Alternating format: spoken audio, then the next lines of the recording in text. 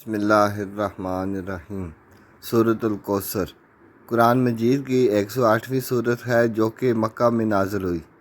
اس میں 3 آیات ہیں اور یہ ایک مختصر سورت ہے لیکن اس کے معنی اور مفاہیم بہت گہرے ہیں۔ بسم اللہ الرحمن الرحیم۔ انا اعطیناک الکوثر، بے شک ہم نے آپ کو کوثر عطا کیا ہے۔ فصلی لربک وانحر، پس اپنے رب کے لیے نماز پڑھیں اور قربانی کریں۔ ان شانئک ھو الابتر، بے شک آپ کا دشمن ہی بے نام و نشان ہے۔ تشریح: انا اعطیناک الکوثر، یہ آیت رسول اللہ صلی اللہ علیہ وآلہ وسلم کو ایک بڑی خوشخبری دیتی ہے۔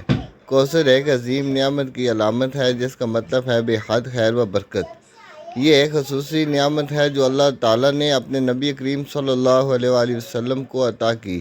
بعض مفسرین کے مطابق کوثر جنت میں ایک نہر ہے، جبکہ دیگر مفسرین کے مطابق یہ نبوت، علم، خیر و برکت اور امت کی کثرت ہے۔ فصلی لربک وانحر، اللہ تعالیٰ نے اس آیت میں رسول اللہ صلی اللہ علیہ وآلہ وسلم کو ہدایت دی کہ وہ اپنے رب کی عبادت کریں اور قربانی دیں۔ نماز اور قربانی دونوں اہم عبادات ہیں جو اللہ تعالیٰ کی شکر گزاری کا اظہار کرتی ہیں۔ نماز کے ذریعے انسان اللہ سے قریب ہوتا ہے اور قربانی اللہ کی رضا کے لیے دی جاتی ہے۔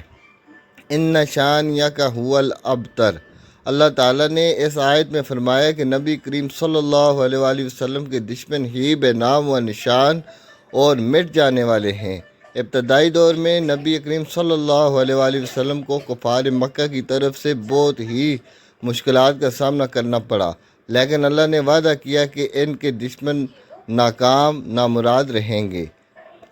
مجموعی پیغام: سورۃ الکوثر اللہ کی طرف سے اپنے نبی کریم صلی اللہ علیہ وآلہ وسلم کو عطا کی گئی نعمتوں اور رحمتوں کی یاد دہانی ہے۔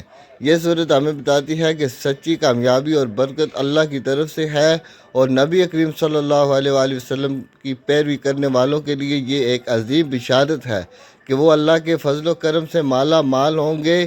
اس صورت میں یہ پیغام بھی شامل ہے کہ جو لوگ اللہ کے نبی کے دشمن ہوں وہ آخرکار بے نام و نشان اور ناکام رہیں گے۔